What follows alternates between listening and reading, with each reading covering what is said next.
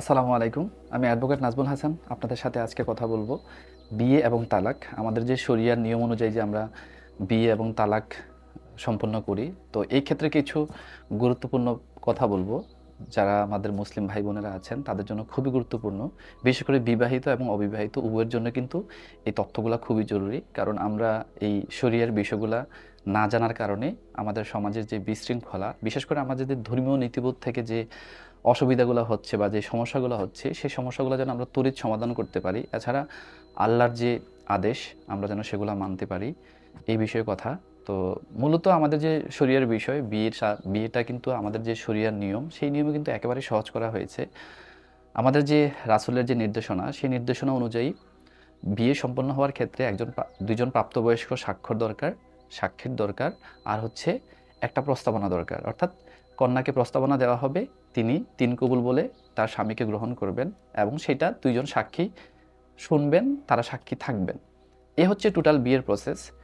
এটা হচ্ছে শরিয়ার বিষয়। আর এভাবেই বিয়ে সম্পন্ন হওয়াটা হচ্ছে জায়েজ। পাশাপাশি এটাতে হচ্ছে এই পদ্ধতিটা হচ্ছে সবচেয়ে গ্রহণযোগ্য আল্লাহ রাসূলের কাছে। কারণ আল্লাহ রাসূল এই নির্দেশনা দিয়েছেন যে বিয়েটা এভাবেই সম্পন্ন করতে হবে। এছাড়া আমরা যেটা দেখি অন্যান্য সময়, যে বিয়ে করার ক্ষেত্রে আরও অনেক কারিকুলাম মেনটেন করতে হয়। এগুলো হচ্ছে মানুষের তৈরি সৃষ্টি, হ্যাঁ?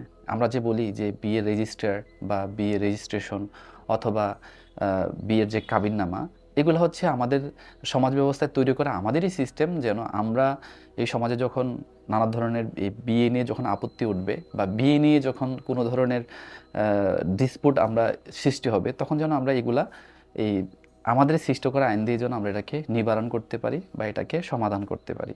মূলত এটাই হচ্ছে আমাদের যে আইন সৃষ্ট করা, মানুষের সৃষ্ট করার পিছনে উদ্দেশ্যটা এইটাই।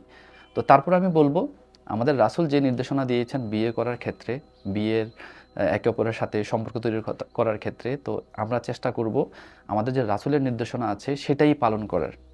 ওইটা পালন করা আমাদের জন্য দায়িত্ব, কর্তব্য। পাশাপাশি আমাদের যে রাষ্ট্রীয় ব্যবস্থায় যে নীতি বা নিয়ম আছে সেটাও আমরা অনুসরণ করব। কারণ কি, একটা সময় মানুষের মধ্যে এত বিভেদ, এত দ্বন্দ্ব, এত রকমের সমস্যা ছিল না। এখন দিন দিন মানুষ এতটাই মানবত্বহীন হয়ে যাচ্ছে, মনুষ্যত্বহীন হয়ে যাচ্ছে, আমরা যেটা বলতে পারি। তো এই ক্ষেত্রে এসে আমাদের এই কাগজপত্র বা ডকুমেন্টেশনটা খুবই দরকার। তো এই ক্ষেত্রে আমি বলব, আমাদের যে রাসূলের যে নির্দেশনা সেটা তো অনুসরণ করবেনই, পাশাপাশি রাষ্ট্রীয় যে কাঠামোর যে নিয়ম নীতি সেটাও আপনারা অনুসরণ করবেন। রাষ্ট্রের যে নীতি আছে, নিয়ম আছে, আইন আছে, সেগুলো আপনাদেরকে অনুসরণ করতে হবে। এছাড়াও তালাকটা কেন এত বেশি জটিল? তো তালাকটা জটিল হওয়ার পিছনে কারণ হচ্ছে যে